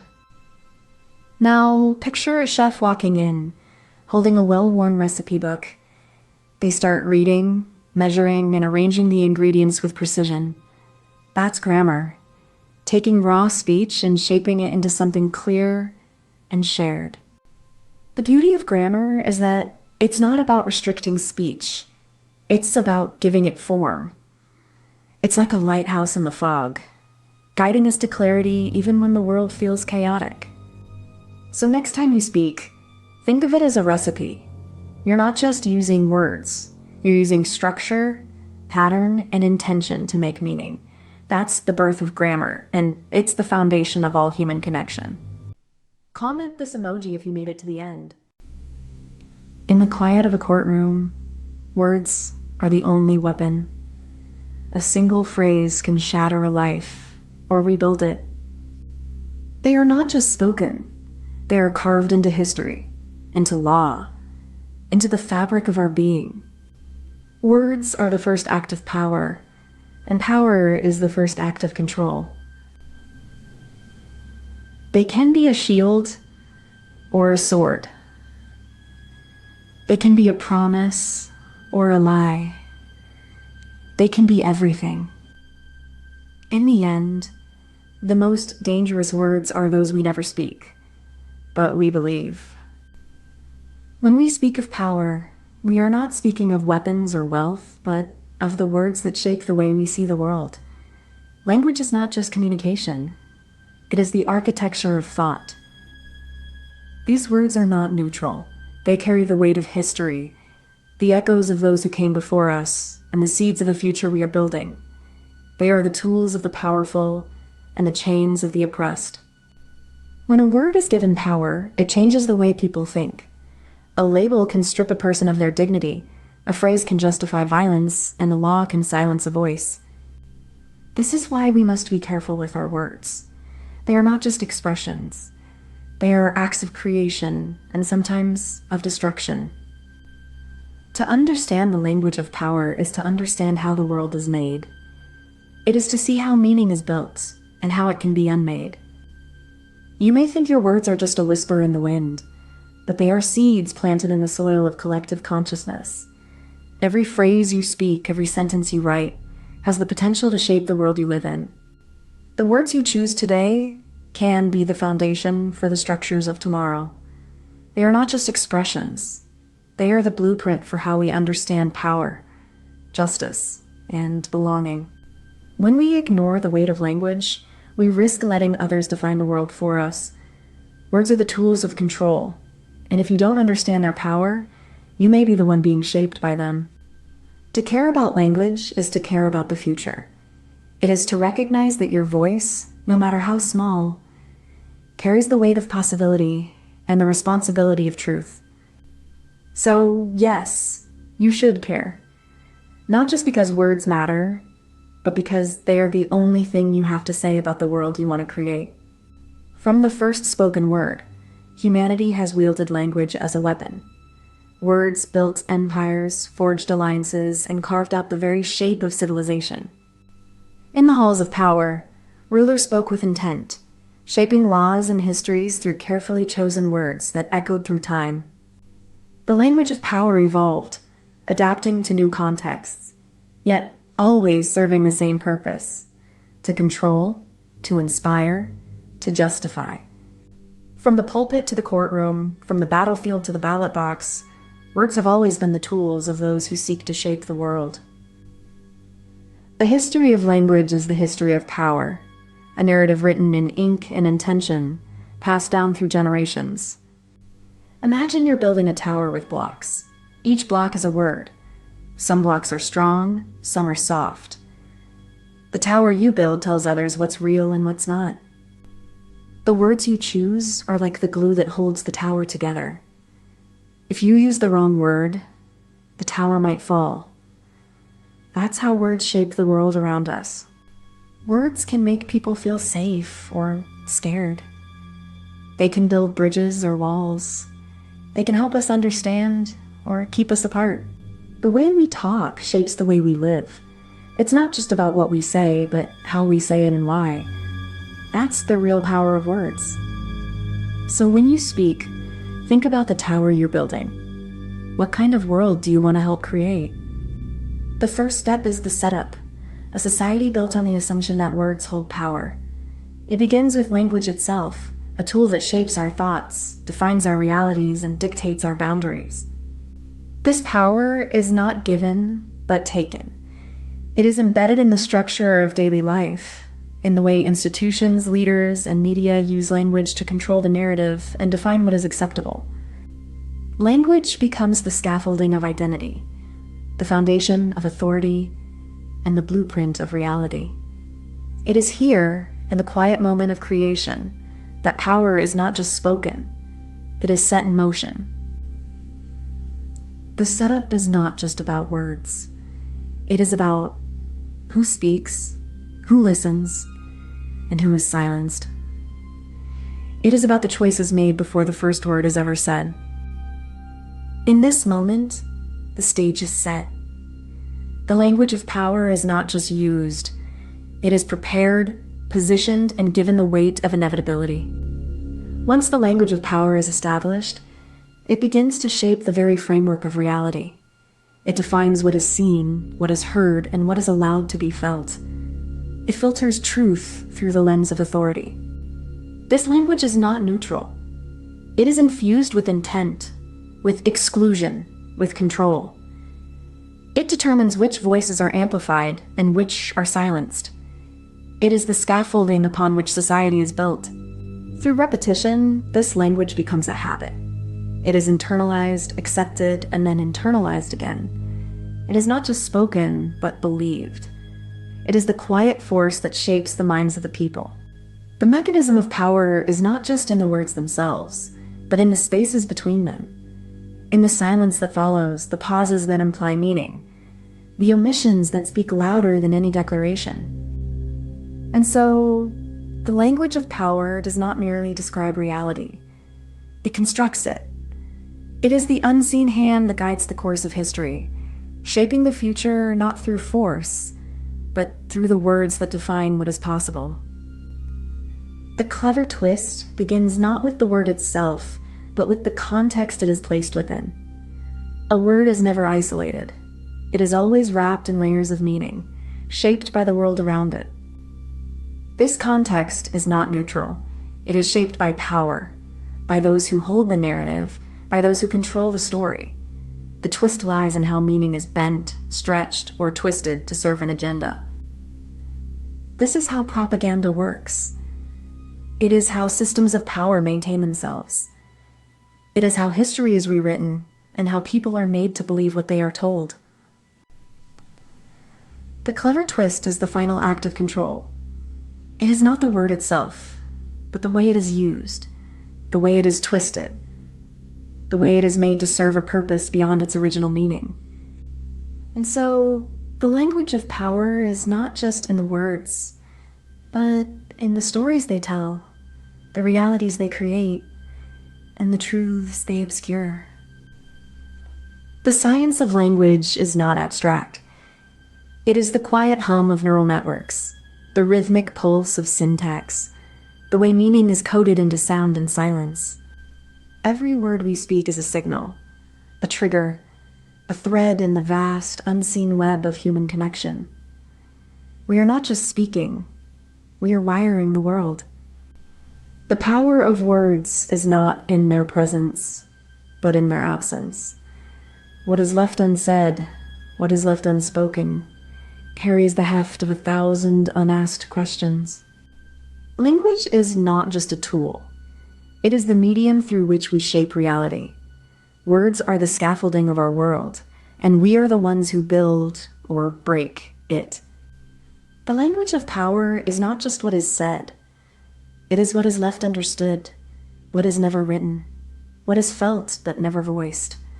Imagine a world where every word you speak is a brick in a towering wall. You don't choose the shape, the color, or the weight. You just lay them down, and over time, the structure begins to define the space you live in. The wall isn't just a structure. It's a statement. It's the language of power, shaping the air you breathe and the thoughts you carry. You may not see it, but you live in it. This is the power of language, not just in its sound, but in its silence. The spaces between words, the words left out, the ones that are never spoken, all of it builds the wall. And yet, the wall is not just a prison. It's also a monument. It's the language of power that defines who we are allowed to be, and who is erased from the narrative entirely. In the end, the wall is both the architecture of control and the canvas of memory. It is built with words, and it is built by us. We are the builders, and we are the ones who live within its shadow. Comment this emoji if you made it to the end. Have you ever wondered how a single word can carry the weight of a civilization, yet vanish in the blink of an eye? Language is not just a tool for communication. It is the invisible thread that weaves the fabric of human identity. In every dialect, every idiom, we find echoes of the past and whispers of the future. As we journey through this exploration, we will uncover the delicate balance between the universal and the unique in language. This is not just about words. It's about who we are and how we choose to be understood. Welcome to a journey where language becomes both a mirror and a map of the human experience. When we talk about language across cultures, we're not just discussing words and grammar. We're exploring the invisible threads that connect and divide human experience, shaping how we see the world and ourselves. Each language carries the weight of history, the rhythm of identity, and the echoes of traditions passed down through generations. It is a vessel for thought, memory, and emotion. Yet, within this diversity, there is a remarkable universality. Shared structures and syntax, patterns in emotion, and a universal need to communicate, to belong, to be understood. Language is more than communication. It is a mirror of culture, a window into the soul of a people, and a bridge between the familiar and the foreign. In studying language across cultures, we are not just studying words. We are studying how humanity shapes meaning, how meaning shapes humanity, and how both are endlessly evolving. You might think language is just a tool, but it shapes how you see the world. Every word you speak is a lens, and through it, you filter reality. When you learn a language, you're not just learning words. You're learning how to think, how to feel, how to exist in another way of being. To ignore the uniqueness of language is to ignore the humanity of those who speak it. It's to deny the rich tapestry of human experience woven into every tongue. Understanding language is understanding the soul of a culture. It's not just communication. It's a window into the heart of what it means to be human. So, yes, you should care. Not just out of curiosity, but out of respect. Because every language is a world, and every word is a step into another reality. The roots of language stretch back to the first human communities, where gestures, sounds, and shared experiences formed the earliest bonds of communication. These primitive expressions were not just tools, but the seeds of cultural identity. As civilizations rose, so did the complexity of language. Sumerian cuneiform, Egyptian hieroglyphs, and Chinese oracle bones marked the first attempts to capture thought in writing, transforming language from oral to recorded history. The Renaissance and Enlightenment ignited a new era of linguistic curiosity, as scholars like Ferdinand de Saussure and William Jones began to study languages systematically, laying the groundwork for modern linguistics and the recognition of linguistic diversity. In the 20th and 21st centuries, globalization has accelerated the exchange of languages, creating both unity and tension. While English dominates global communication, many languages are at risk of extinction, urging us to reflect on what we lose when a language vanishes. Imagine you're sitting with a friend and they say, "I love you" in their language. You hear it, but you don't know what it means. That's how language works. It's a secret code that only the people who speak it can read. But when you learn their language, suddenly the code makes sense. You hear the same words, and now you know what they mean. That's how language connects people across the world. Every language is like a different kind of music. Some are slow and deep, others are fast and bright. But even though they sound different, they all have the same melody of human feeling. So, language isn't just about words. It's about the way people see the world and how they care about each other. It's the heartbeat of every culture. And that's why when you learn a new language, you're not just learning words. You're learning a new way to feel, to think, and to be human. To understand how language works, we must first consider its foundation, the human mind. Every language is built upon the same cognitive architecture, yet each one adapts it to reflect the unique worldviews of its speakers. Before words are spoken, meaning is formed in the mind through patterns, associations, and shared experiences. These mental frameworks are the silent stage upon which language performs. Language begins not with sound, but with thought. It is the mind that shapes meaning, and it is the mind that translates that meaning into symbols, sounds, and structure. This mental process is universal. Every human being engages in it. But the expressions it produces are deeply personal, shaped by culture, history, and identity. The mind is the silent architect of language, constructing meaning from the raw materials of human experience. It is here, in this shared yet personal space, that language first takes shape. Language is not just a collection of words, but a system of rules that governs how we combine them to create meaning. These rules are both universal and deeply rooted in the unique structures of each culture. At the heart of this system is syntax, the invisible scaffolding that organizes words into phrases and sentences. Syntax provides the framework for expressing ideas with clarity and precision. This evolution is not random. It's shaped by the needs and values of the community. Grammar and vocabulary are not just tools for communication. They are expressions of identity and worldview. So when we speak, we are not just using words. We are navigating a complex web of rules, history, and meaning. This is the mechanism that allows language to function across cultures and time. Understanding this mechanism helps us appreciate the depth of language as both a universal tool and a deeply personal expression of human experience.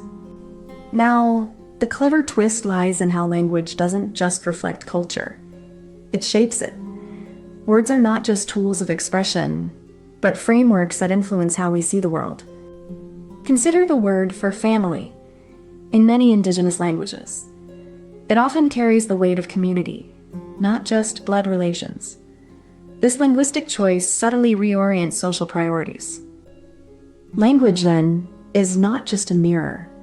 It's a lens. It filters experience, frames meaning, and molds the way we navigate existence. This is the power of words and the gravity of their choice. This twist is not just academic. It is profound. It reminds us that the languages we speak are not just ways to communicate, but ways to be in the world. They are the architecture of our minds. Beneath the surface of every conversation, there is science of sound and structure, a hidden grammar that binds human expression across continents and centuries.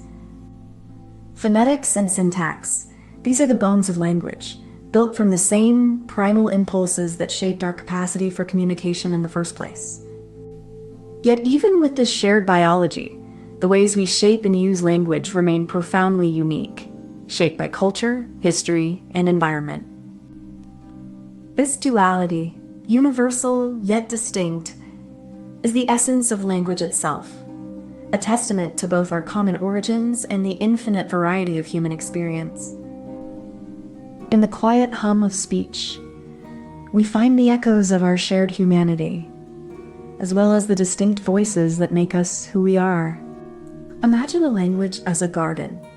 Each culture tends to its own plot, watering it with history, tradition, and meaning. Yet, in the vast field of human expression, we all share the same soil. Some plants bloom in the shade, others in the sun. Some grow tall, some creep close to the ground. But even the most different flowers rely on the same nutrients, the same rain. To speak a language is to walk through this garden, feeling the texture of its soil, tasting the scent of its blossoms, and understanding that every root is both unique and part of something greater. In this analogy, we are all gardeners, each with our own tools and techniques, but all striving to grow something that nourishes the mind, the heart, and the soul.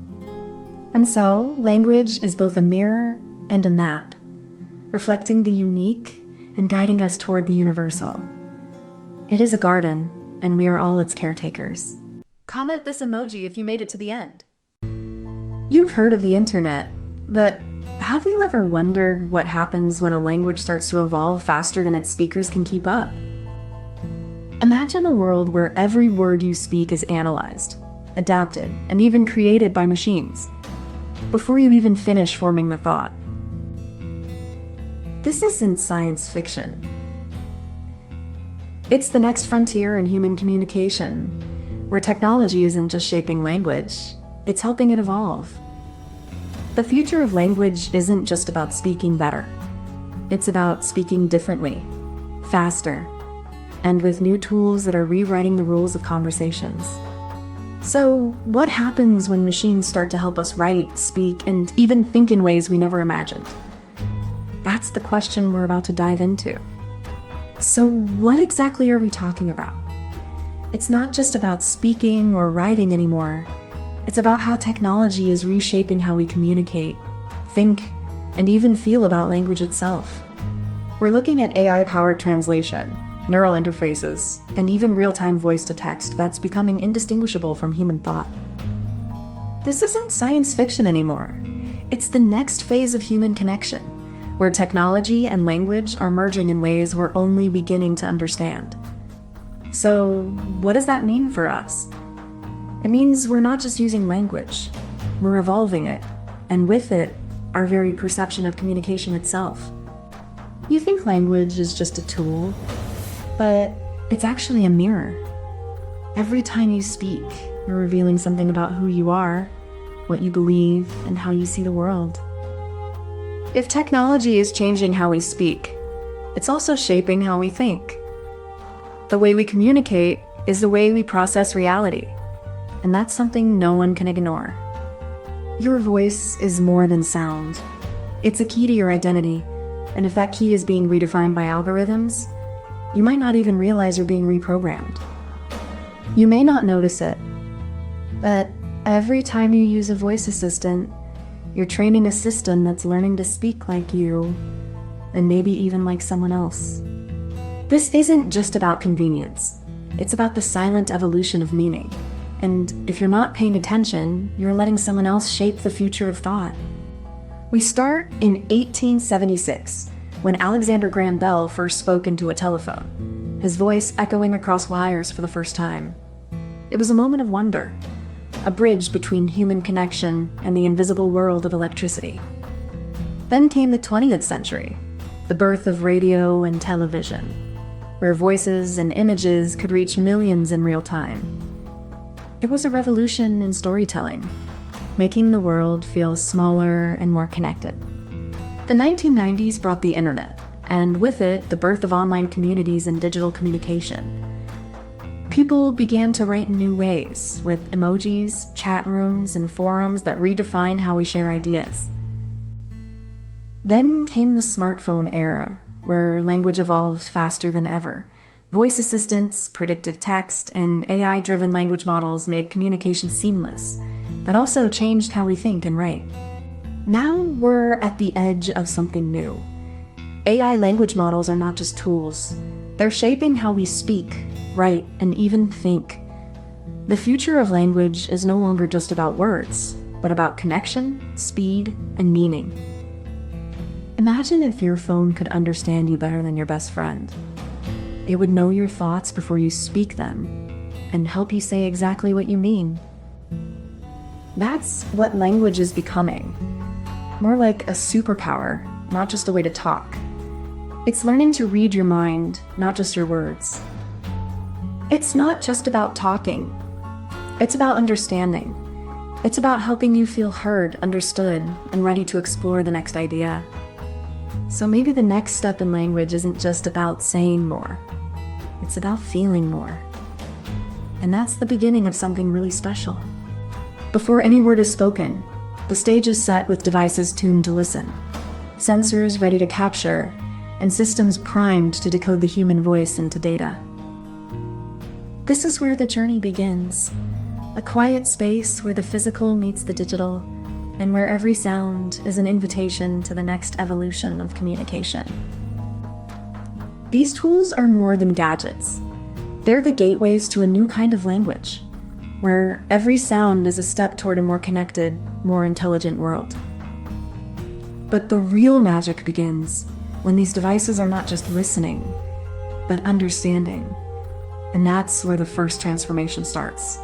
So, the setup is not just about technology. It's about preparing the space where language will be redefined, one word at a time. Once the text is generated, it's not just words on a screen. It's a complex process of refining meaning, context, and intent.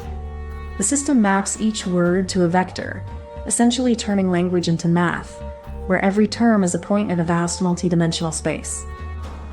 These vectors are trained on massive datasets, learning from how words and phrases have been used over time. This allows the system to predict not just what words to use, but how they should flow together in a way that feels natural and human. This level of focus means the system can understand nuance, like the difference between I'm excited and I'm terrified, even when the words are the same. It's like having a translator who knows your voice.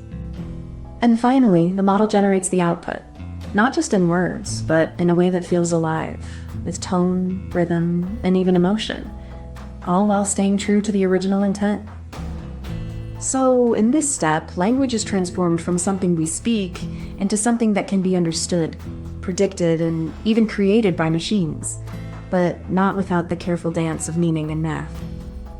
Now, here's the clever twist that turns this into something more than just a tool. It's a bridge between human intuition and machine precision. This system isn't just copying language. It's learning to understand the subtle patterns of meaning, the rhythm of thought, and the nuance of intent. It's not about replacing human language, but augmenting it, giving us a way to express and understand ourselves with greater clarity and depth. The future of language isn't just about speed or efficiency. It's about connection, insight, and the ability to think beyond words. Beneath the surface of every word we speak, a complex web of neural pathways and synapses hums with meaning, a silent orchestra of cognition. Modern linguistics now uses brain scans to track how we process language, revealing the hidden dance between sound, meaning, and memory. These systems learn from us, adapting in real time, and in doing so, they challenge our understanding of what it means to speak, to think, to be human. The science is not just about words. It's about the very fabric of how we connect, how we evolve, and how we define ourselves in an ever-changing world. Imagine language as a river, and technology as the dam. It's not stopping the flow, but it's redirecting it. We're not losing the language. We're just letting it evolve in new directions. This dam isn't built to hold back the water. It's built to harness it. And in doing so, it's creating new currents, new channels, and new places where the water can go. We're not replacing language with technology. We're expanding it. Like a garden that grows taller, not smaller, with new branches and new flowers. So, in the end, the analogy is gloriously dumb, but it's accurate. Technology isn't killing language. It's helping it reach new places, new people, and new possibilities. And maybe, just maybe, that's the next evolution. Language becoming something more than just words. It becomes something that connects us in ways we've only just begun to imagine. Comment this emoji if you made it to the end. There are over 7,000 languages spoken across the world, but only a few hundred remain. Some are fading, their speakers growing older, their voices quieter, their words slipping away. Each language is a world of its own, a tapestry of stories, songs, and wisdom passed down through generations.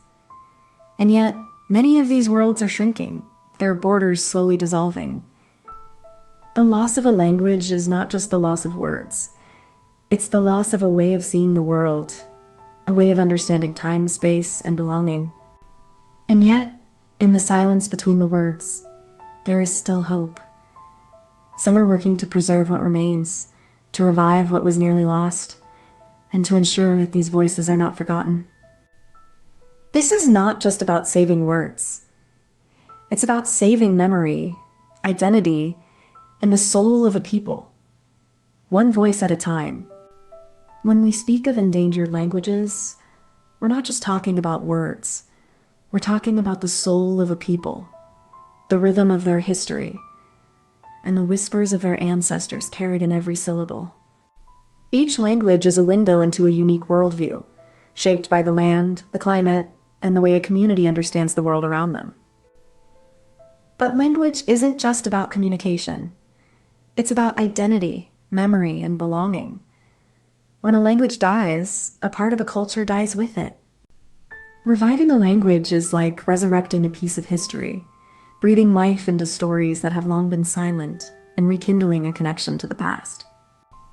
This isn't just about saving words. It's about saving lives, preserving traditions, and honoring the resilience of those who carry their language forward. You might think your language is just a tool, but it's more than that. It's a mirror of who you are, a map of where you come from, and a song only you can sing. When a language dies, it takes with it stories, songs, and wisdom that have survived generations of silence and struggle. You might not have learned it, but you carry its echoes in your voice, your dialect, your rhythm of speech, all shaped by the language you grew up with. Each language is a world, and when it disappears, we lose a way of seeing, a way of being, and a way of remembering who we are. You don't have to be an activist or a scholar to care. Just by being human, you are part of this story. And you are losing something beautiful every day. This isn't just about words. It's about identity, connection, and the quiet grief of watching a part of yourself fade into silence. The first sparks of language were kindled in the fires of ancient caves, whispered by hands that painted stories on stone, passed from one generation to the next like sacred heirlooms. As empires rose and fell, languages became the heartbeat of civilizations, carried in songs, in prayers, in the rhythm of daily life, until they were forgotten in the dust of time. In the 20th century, the world began to realize the loss, how languages were more than words, but the soul of a people, the bridge between the past and the present. Today, we stand at the crossroads of memory and survival. where every word spoken, every story told, is a step toward bringing a language back from the brink of silence. Imagine your grandma telling you a story, but it's not in your language. It's like trying to understand a dream without remembering the dreamer. That's what it feels like when a language dies. Every language is a song. Some are loud, some are soft, some are fast, some are slow. But when the song stops, the world loses a part of itself. When a language is saved, it's like giving a seed back to the earth. It grows again, it talks, it shares stories, and it helps people remember who they are. We all have a part to play. Some help by teaching, some by learning, some by just listening. Every voice matters. Every word is a step back from silence. Languages are not just words. They are the way we see the world, the way we feel, the way we belong. Saving them is saving a part of who we are. The first step is not just gathering words, but building trust. You sit with the elders, not as a teacher, but as a listener.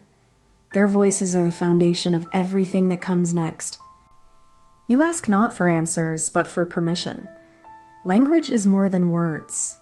It's memory, identity, and belonging. You need to show you understand its weight. A notebook, a recorder, and a heart. These are the tools.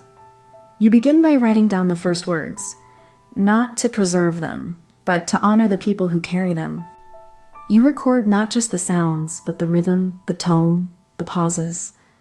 Every breath is a part of a language soul. You are not just collecting words. You are listening to the past speak.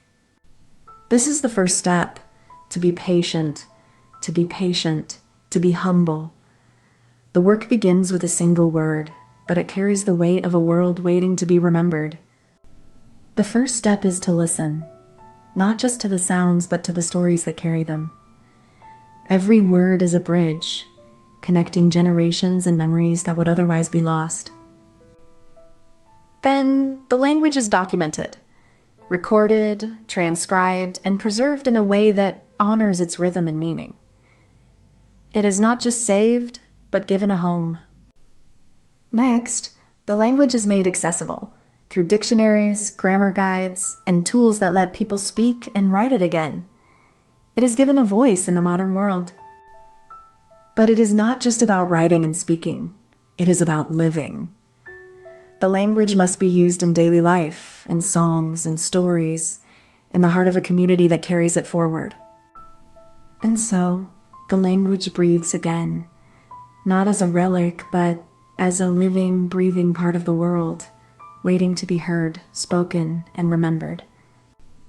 The third step isn't just about recording. It's about listening. Every word, every tone, every breath is a whisper of history, and we must learn to hear it as if it were our own. We don't just transcribe, we translate. We build bridges between the past and the present, between the speaker and the listener, between the old and the new. This is where the magic happens. Not with technology alone, but with human connection. A young child learning from their grandparent, a teacher in a remote village, a digital app that speaks the language of their heart. It's not just about keeping the words alive. It's about keeping the soul of a people alive. And that requires more than a dictionary. It requires a home. This is the clever twist. We don't just save the language. We make it part of everyday life. We let it be heard, spoken, and loved again, like it never left. There's a quiet hum beneath the surface of every language, a rhythm of sound that carries the weight of generations. It's not just words, but the way they shape thought, the way they shape the world. Linguists call it the sound pattern of a language, a hidden architecture, a blueprint of how meaning is built. It's a science of silence, of structure, of the unseen logic that makes speech possible. This hum is fragile, like a whisper caught in a storm. Without care, without attention, it fades, and with it, the world it once described. But there's a way to listen, to hear the music of the words, the pulse of the grammar, the poetry of the syntax. It's not just about saving words. It's about saving the way we see and feel the world.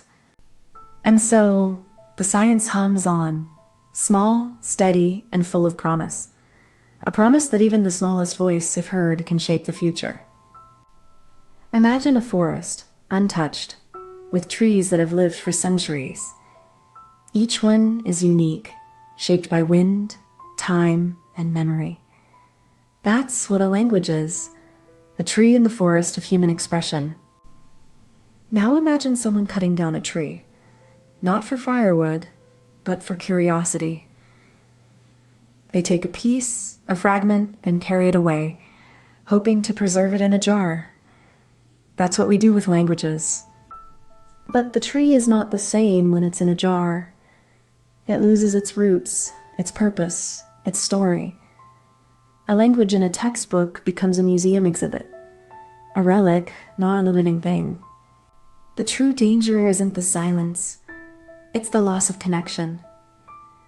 The tree is gone, and with it, the memory of how it grew, how it sang in the wind, how it held the forest together. So maybe we should not try to preserve the tree in a jar. Maybe we should plant new trees in the same soil, with the same roots. That's how we revive a language, not by keeping it in a museum, but by growing it again. Comment this emoji if you made it to the end.